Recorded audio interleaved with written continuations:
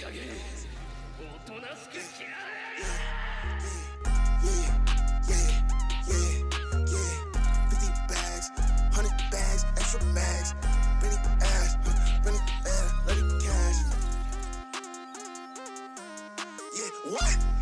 Let's go. Yeah. 100 round bitch with my hoes. 100 round bitch with my clothes. 100 round bitch with my pole. 100 round bitch with my dough. Yeah, yeah, yeah, yeah, yeah, yeah, yeah, yeah, yeah, yeah. Okay, let's go. Okay, let's go. Taking these, taking these, taking these, taking these, taking these, taking these, taking these, taking these, taking these, taking these, taking these, taking these, taking these, taking these, taking these, taking these. You have no enemies. A special concept that has really taken Vinland Saga to, I want to say, the forefront of the anime world right now, taking Netflix and anime as a whole by storm with this concept. And I would like to believe that Vinland Saga is rich with concepts, and Makata Yukimura is somewhat of a genius for creating this anime. Something that's supposed to be a shonen anime, which is at first centered on action. A viewer can see that it has a lot more depth than we would like to believe. And I'm here to explore that depth today, so I hope you watch to the end, and hopefully you'll be able to gain something, some lesson, and to learn as I have. A special shout out to Designing Crib for inspiring me to make this video, as well as inspiring me to watch Vinland Saga. You have no enemies is the concept we first meet when we see a young Thorfinn playing with a sword. His father, the battle-hardened troll of Yams, Thors, tells him that he has no enemies. And at first, as a viewer, we're somewhat perplexed by the statement, as someone that we've seen firsthand deal so much damage and wreak so much havoc. This continues to tie into the next concept of a true warrior needs no sword, something iterated by Thors, and a concept that seems to be known well by the true greatest warriors throughout the land. Escalade, Thorkel, all of them, you name it. The hardest of the warriors all understand and know that a true warrior needs no sword. This is where we start to see that Yukimura's plan for this anime wasn't just to create any run-of-the-mill shonen anime with your run-of-the-mill lessons. No, this anime was going to stand alone and be great for everything, down to the music and the brilliant pianist who really does his thing, and down to every lesson. As we continue on to season 2, I even started to realize that every episode was meant to be a lesson, and we basically leave all the action behind in season 1, yet without spoiling anything, it's still as juicy and impactful as the first season. I'd like to pull a great highlight to Yukimura's description of love and the part of the anime where the priest, the drunken priest actually, which is a great contrast, the drunken priest asks what love is to everyone, and the two brothers try to give him an explanation, but he says that's not real love.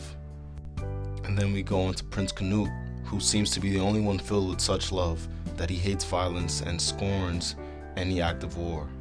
However, through life and just his experiences, we see a fall from grace for Prince Canute, where he embraces the violence and hatred of the world in hopes of making it a better place, thinking that only he can lead his people out of the anger and hatred that is war.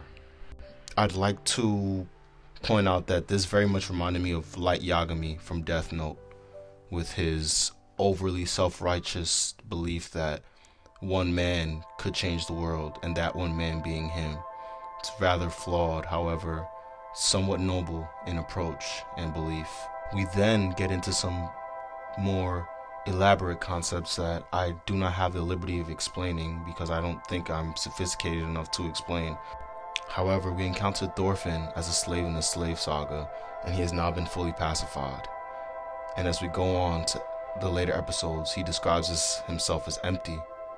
An emptiness that knows no bounds. An emptiness that doesn't allow him to feel anger or hatred or sadness or fear anymore.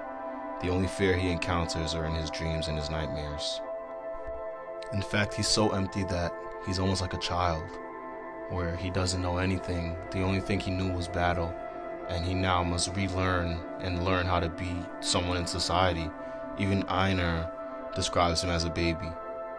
And the master's father, I forget his name, says that sometimes being empty isn't such a bad thing because you have space to fill yourself up. Vinland Saga does such a great job of turning the mundane and normal into a lesson, and also adding drama and emotion into things that would seem so random and regular as before, like the triumph of Thorfinn and Einar being able to plant for the first time, or Einar falling in love with the slave girl.